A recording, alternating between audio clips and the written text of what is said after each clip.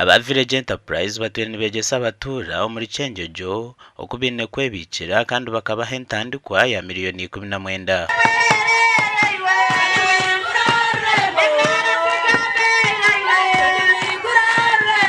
Ekitongole ketu kya village enterprise kigira approach ibeta graduation model nitujya tusomesa abantu nitubaha ensigo yo kubyara kandi obukura group zetu za lero today they have been able to save over 65 million twabahire ensigo ya $11,000,000. Kwanza kusima group ezimo ezitukujya kuramburaho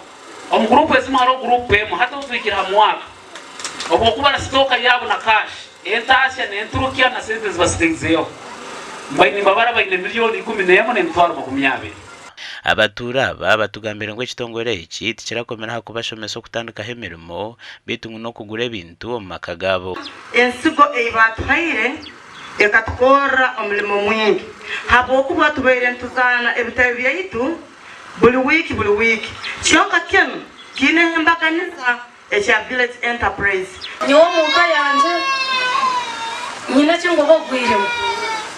kaza kugura kushubura engoyi ekinantaka koraga nzine wato nukuzikuza group y'abantu bashatu arano bamuha omwezi wa radisi aba district ya Kyenjojo ni wabirari omujenyi mukuru ebyokulya bino ebitulimire the harvest post harvest handling